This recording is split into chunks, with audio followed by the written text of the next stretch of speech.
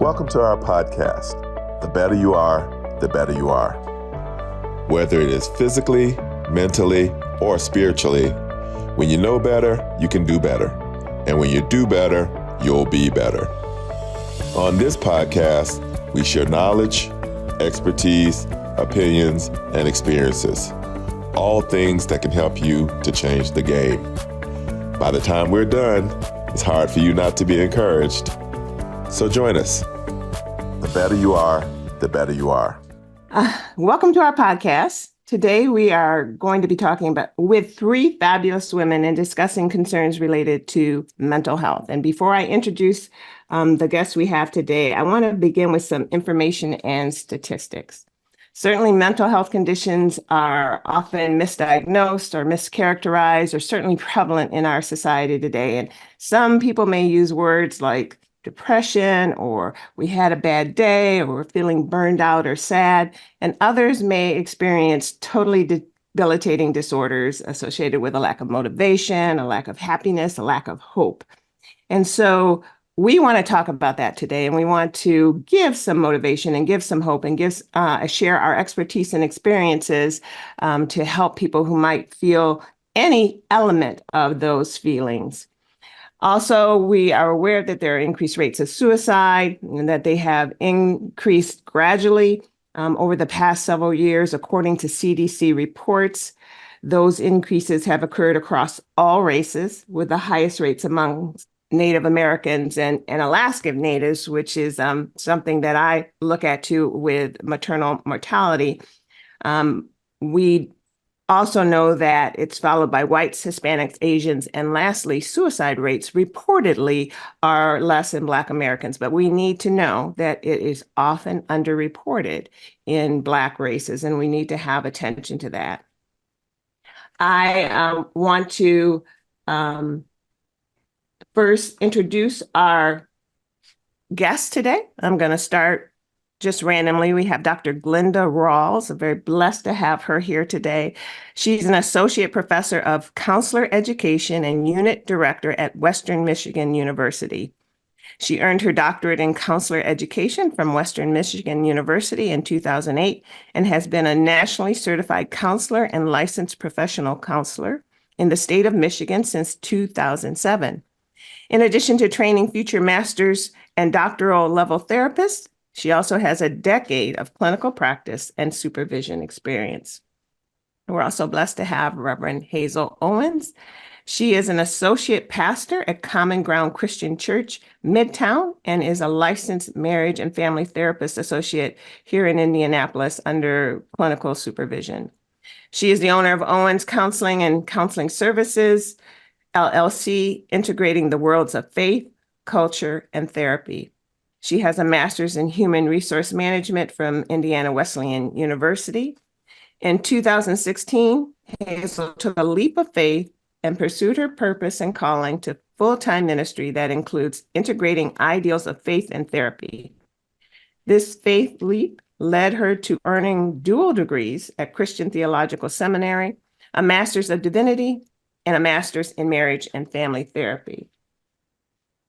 And last but certainly not least, we have Carolene Mays. Carolene felt God tapping, and by faith, she left a position running a state agency for the governor of Indiana to start a leadership training program and coaching business for women and minorities. She is the founder of Black Leadership and Legacies Incorporated and Inspiring Leadership, LLC. She is also creator and host of Community Link on Wish TV in Indianapolis. Carolene is a former utility regulator, corporate executive, and state representative in Indianapolis. She also attended Indiana State University and the IU McKinney School of Law. So what I'd like to do first is start with Carolene's story because it's very pertinent to the situation. But before you start your story, Caroline, I'd like you to say why you wish to share it with people. This is very personal, and why would that put that on your mind to share it with others? Thank you, Dr. Lauren, and it's wonderful to be here with these beautiful ladies. I have wanted to share my story because I realize how much my story can help others to realize they're not alone. They are not the only ones who are dealing with it. Oftentimes, when we're going through situations like the ones I went through, I felt very alone. I felt like I was the only one in the world who had issues and was very embarrassed by it as well. And what I've realized through the years is, as I've shared my stories, I'm very transparent with my life and the things that I've gone through. So many people have come to me and said, thank you so much for sharing your story. I realize I'm not alone. I realize I'm not the only one. And then they realize that they can then take a step out and ask for help or talk to someone that maybe they didn't want when they didn't want to previously. That's why I've shared my story. Thank you. Maybe you can now share your story with us. Yes. I must say I'm very impressed to want to share that and to reach out and help others. And I'm very grateful that every time I've asked you to do anything with the program, you are more than willing to step out and do that. So absolutely. The other thing I would say, which I want to add this, is it also helped with my healing as well as I've shared my stories.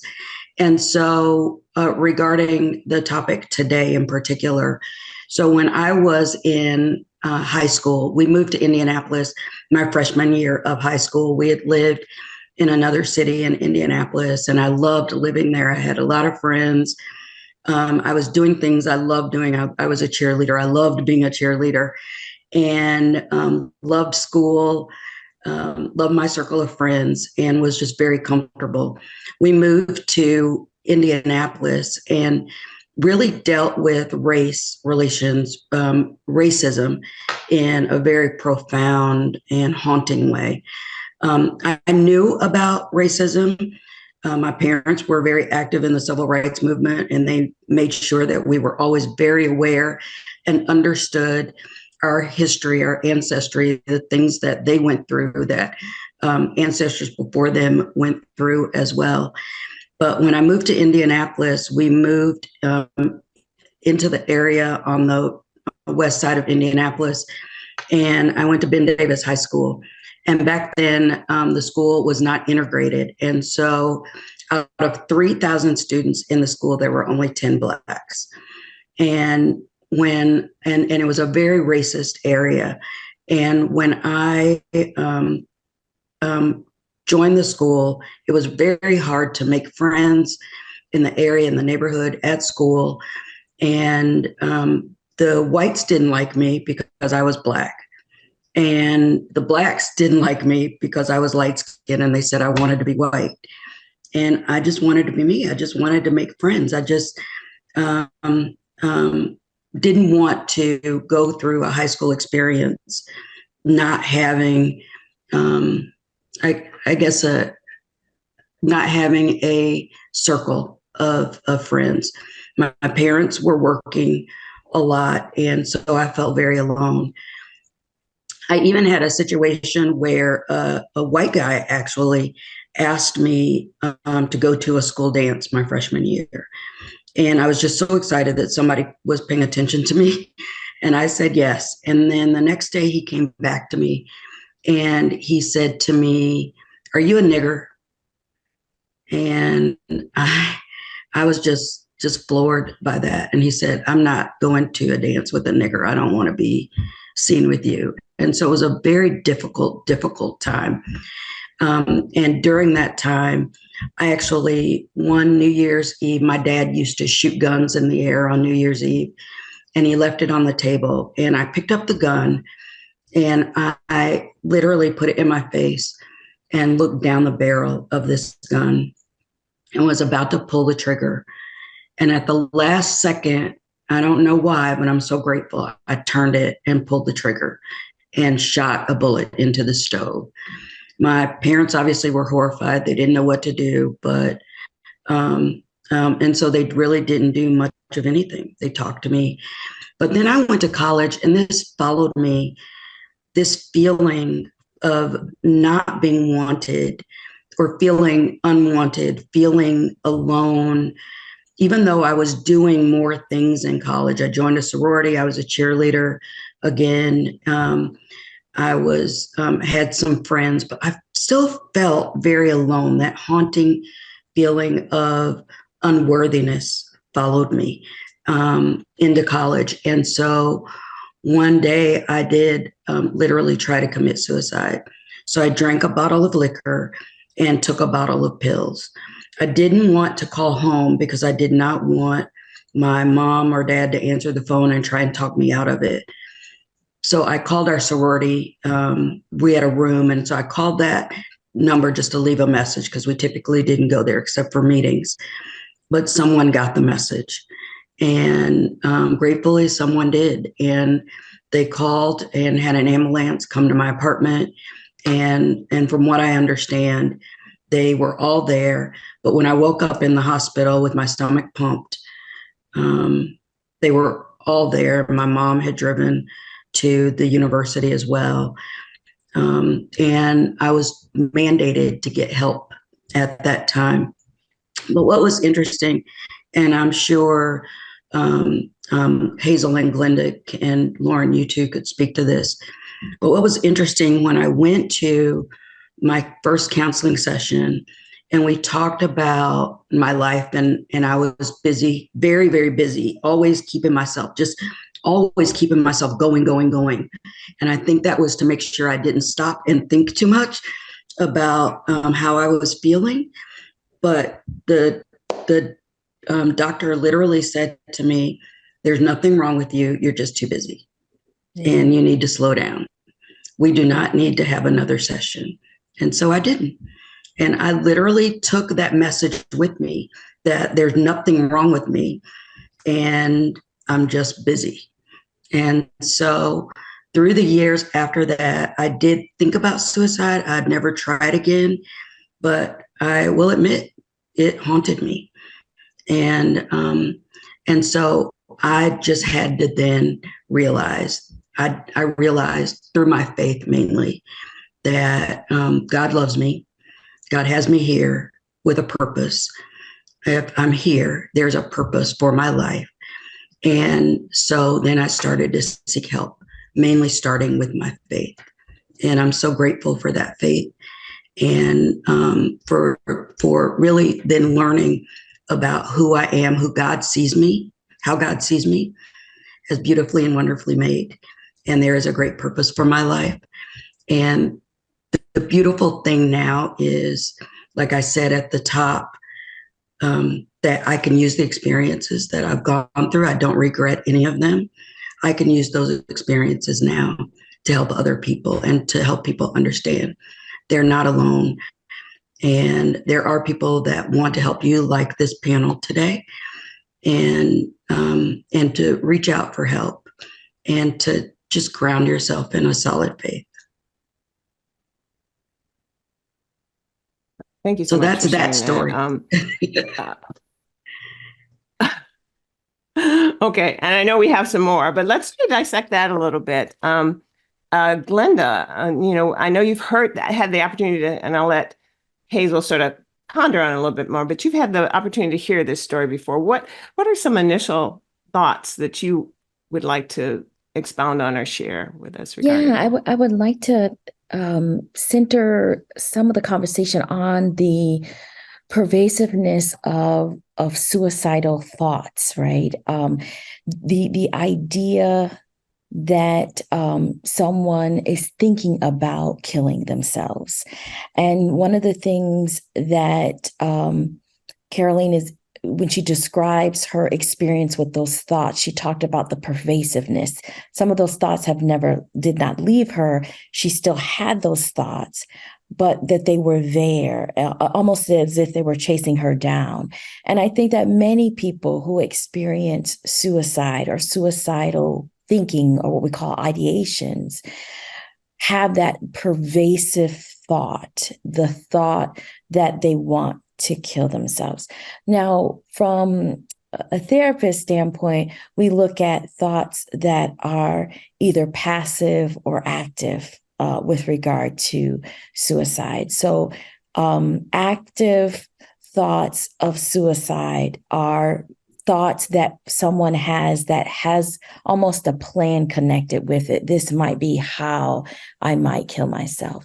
Passive ideations or passive thoughts of suicide are these random thoughts of what if I were never here, or what if I just died tomorrow. They're these random thoughts that come in someone's mind, or the idea that if I did kill myself, no one would miss me. These random kinds of thoughts. So one of the things that I think about with Carolene's story is the pervasiveness of her thoughts of suicide. The other thing that I think about is the thought of suicide itself as being almost a very seductive. I always call it a very seductive kind of thought, because the idea when one thinks about suicide is the idea that whatever internal pain or internal circumstance, because usually that it's not uncommon that if someone has a tremendous amount of pain, a tremendous amount of challenges or difficulties, it's not uncommon that someone would think about wanting to kill themselves. But I think that the thought behind that, I call it very seductive, because the idea is that all of their problems will be resolved if they go through with those plans. And that's the seductiveness of suicidal thoughts or thinking, is that their problems will be resolved. And what I found in working with a lot of suicidal clients over the years, they want whatever this internal pain to end. They want the distress to end. And somehow they equate the thought of killing myself might end the pain.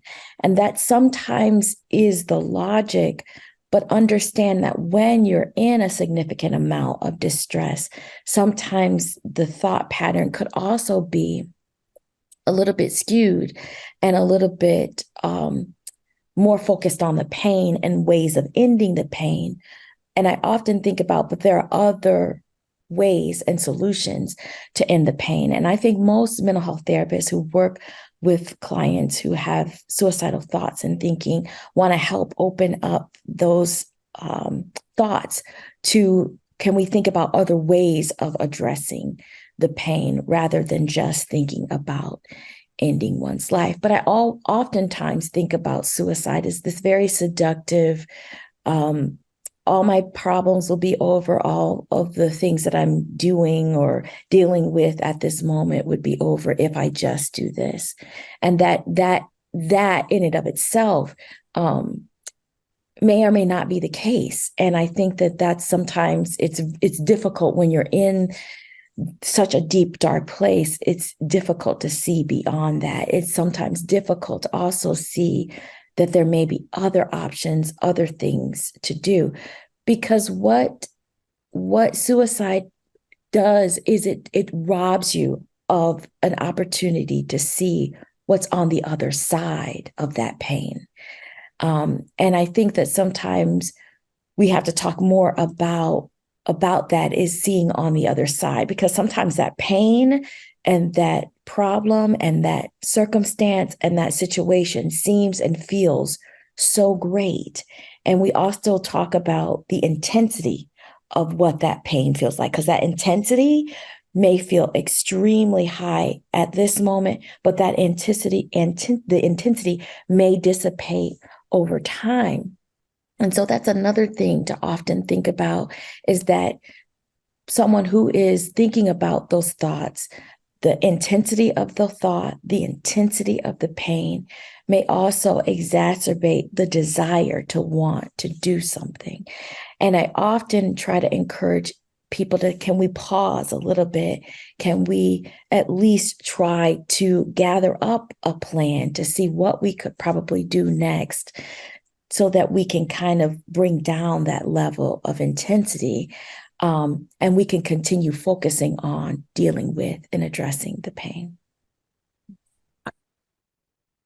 I think that I often deal with patients and people with, and I say that we often lack, unfortunately, critical thinking processes. We're just not trained to do that anymore. And if you don't know what the real problem is, you can't get to the real solution. So what's the real thing behind your pain? To stop the pain, I want to kill myself, or I just want it to stop. Versus if we identify, I once had my daughter, I have two daughters, and one was like 4 and the other one was 7. And the 4-year-old, I came home one day and she said, "Oh, I wish I'd never been born." And I'm thinking, oh my gosh, what are the psychological things going on here? And what she meant was that I wasn't the younger sister because the older one's bossing me around all the time. And once we could address that and go through it, but let's address what your real problem is. You don't really wish you hadn't been born. You wish that you didn't have to be bossed around. And so how do we help you at a young age solve what your real problem is, or get through those sessions? Other things I thought about when you were talking, and that's sort of one of the goals of these things, how to help people sort of address and identify what are some of the things that we can do, and go from there. Hazel, what thoughts did you have, or did you have any comments on that? Yeah, I think similarly, Dr. Rawls summed up a lot of what I was thinking as it relates to the suicidality and suicidal ideation that Carolene was mentioning in her story. And so I'm not going to really add to what Dr. Rawls was saying, because my thoughts were right there as well. Another thing that perked up in me as she was sharing the story was racialized trauma and racial identity. And what does it mean to live in a racialized society? What does it mean to experience colorism? And the pervasiveness of that in this country, and how often, even in the mental health field that Dr. Rawls and I share in, and even for you, I imagine in some aspects in the medical field, how often racism and racial trauma is never even a thought. It's never mentioned. And when folks who have experienced some sort of racialized traumatic situation or experience or what have you, the symptoms oftentimes, depending on the severity, depending on how it falls in the criteria, would get mass SPTSD or misdiagnosed altogether into something else, because our the current DSM-5 does not have a category for this. And so as Ms. Carolene was sharing her story, that part resonated with me so deeply. In my work, I do a lot of work around racial trauma and racial identity concerns or what have you. And how do I navigate a space and a system that is set up and designed in such a way to keep re-injuring me, to keep poking at wounds that some I may have internalized or have been passed down through the generations, right? And then also, very pervasive, very overt forms of it in racial slurs or, stereotypes that are being thrown at you, or microaggressions that are constantly being thrown at you, or whatever the case may be. And so how do I navigate these experiences? And then many of my clients, we're afraid to name it, right? Because amen to that too. Of what the backlash could be with that, even sometimes within our own family unit, to say these things, especially when it relates to colorism, right? You're just being too sensitive. You need to toughen up, or whatever the case may be. And it's like, well, hold on a second. You're also perpetuating some of these, and we think we're trying to protect our loved ones, but really, if we roll some of this back, this is coming from out of chattel slavery. I have to humble you. I have to be hard on you. I have to keep you in a certain state of what I'm perceiving as humility out of my form of protecting you. But really what's happening, I'm injuring you as a parent, or I'm injuring you as a caregiver, or what have you. If we roll that back, I love Dr. Joy DeGruy mentioned this in an interview talking about post-traumatic slave syndrome. If you roll that back, one of the things she said is to let's say 300-400 years working in the field, and the slave owner says, oh, that boy is doing great. The mom is like, no, I'm going to point out all the things that he's not doing good, because I don't want you to sell him or hurt him. But what's happening emotionally and psychologically is I'm not good enough.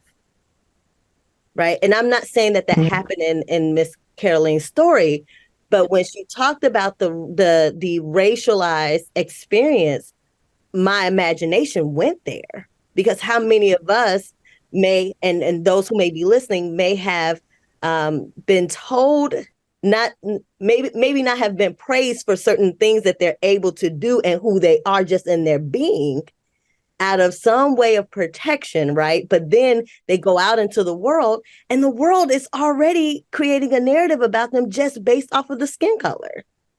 Amen. So now I believe that narrative, because I'm getting it at home, I'm getting it out in the world, right? And now I'm engaging with peers and with other adult figures, or as I navigate the career field, right, and enter into PWI spaces, that narrative keeps getting reinforced, and the injury keeps happening and keeps getting poked at. And so I really just found myself thinking about the suicidality and racialized trauma in her story. I definitely want to stick a pin in that and come back to that later, because, I deal with infant and maternal mortality, which has to do with racism. And people are afraid, as you point out, to say the word racism. Racism is an issue in our society, and we need to address it for all the health concerns that affect all types of people, men and women. And if we don't know what the real problem is, we can't get the real answer. And so I deal with things like, it's access to care. Black women just don't come into care early enough, and other things. There's racism and the effects from childhood on up that affect, women, and then internally that affect their outcomes. So we're definitely going to come back to that. Thank you for listening in today. Weren't you inspired, encouraged, and uplifted? We hope so, because we're praying the best for you. Join us again next time for more betterment, because the better you are, the better you are.